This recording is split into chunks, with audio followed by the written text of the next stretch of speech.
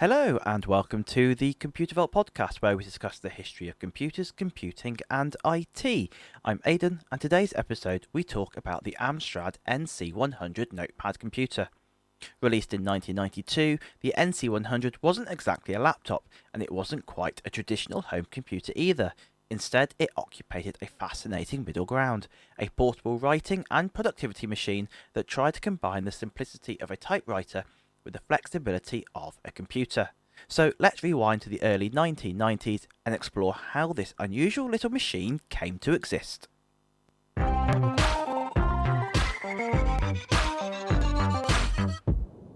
understand the NC100, it helps to know a bit about the company behind it. Amstrad, founded in 1968 by Lord Alan Sugar, had become a major player in the British home computing market during the 1980s. The company was known for machines like the Amstrad CPC series and later gained control of Sinclair's computer range, including the ZX Spectrum. But by the early 1990s, the landscape had changed. IBM-compatible PCs were rapidly becoming the standard, and traditional home computers were fading away. Amstrad had already found success with another type of machine, dedicated word processing systems, such as the Amstrad PCW, which had sold in large numbers during the 1980s.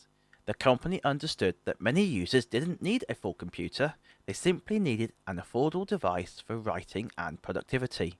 The NC100 was Amstrad's attempt to bring that philosophy into the era of portable computing. The Amstrad NC100, often called the notepad computer, launched in July 1992. Physically, the machine was about the size of a sheet of A4 paper, with a built-in full-size keyboard and a slim monochrome display running across the top of the device. The design was simple and practical. You opened it up, switched it on, and within seconds you could begin typing. And that was the whole point. It was a computer designed primarily as a portable writing tool. At launch, the NC100 sold for about £199, making it relatively affordable compared with many laptops of the time.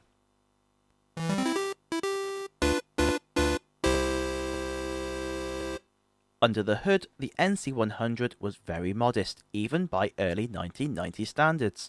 It was powered by a Zilog Z80 processor running at around 4 MHz. The machine included 64 KB of RAM, 256 KB of ROM, a 480 by 64 pixel monochrome LCD display capable of showing 80 columns by 8 lines of text.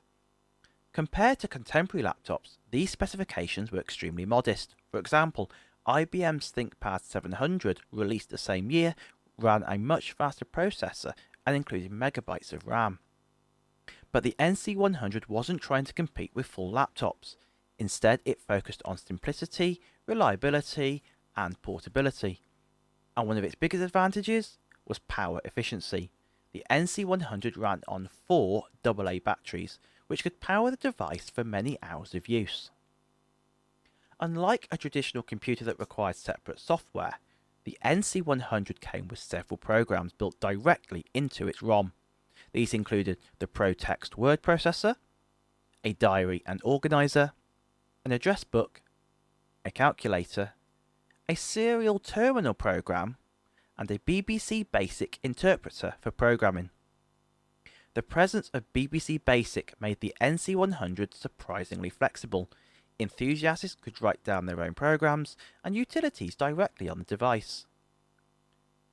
This combination of instant-on usability and programmable flexibility made the machine appealing to both writers and hobbyists. Another interesting feature of the NC100 was its connectivity. Despite being a compact portable machine, it included several useful ports: an RS-232 serial port, a Centronics parallel port for printers, and a PC card slot for memory expansion. Using memory cards, the system could expand up to 1 MB of RAM, which was quite generous for a Z80 based device. File transfer between the NC100 and other computers was typically done through the serial port using terminal software.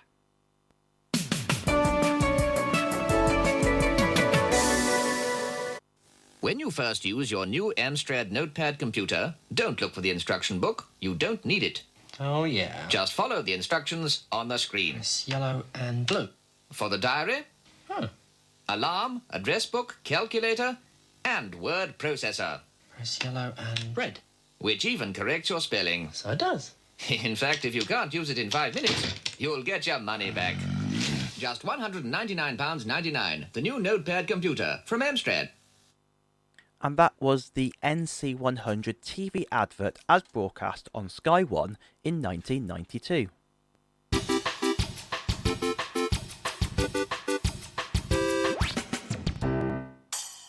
The NC100 was actually the first machine in the Amstrad NC series.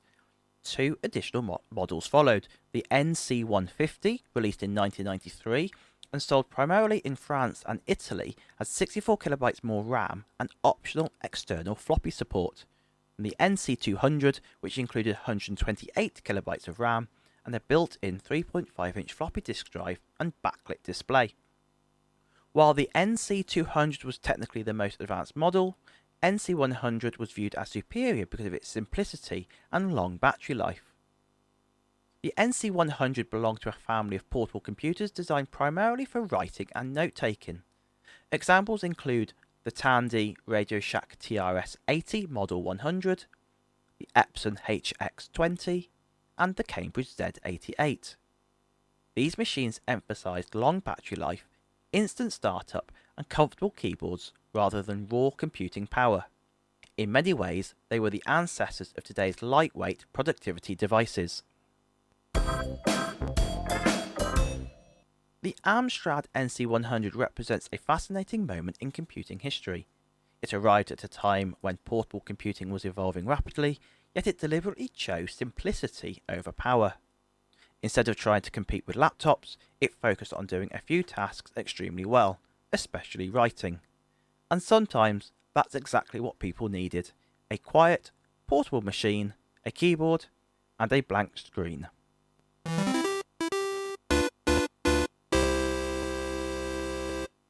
Thank you for listening to the Computer Vault podcast. If you enjoyed the show, please rate and review on whichever platform you're listening on, and be sure to come back for our next episode where I'll talk about a new topic.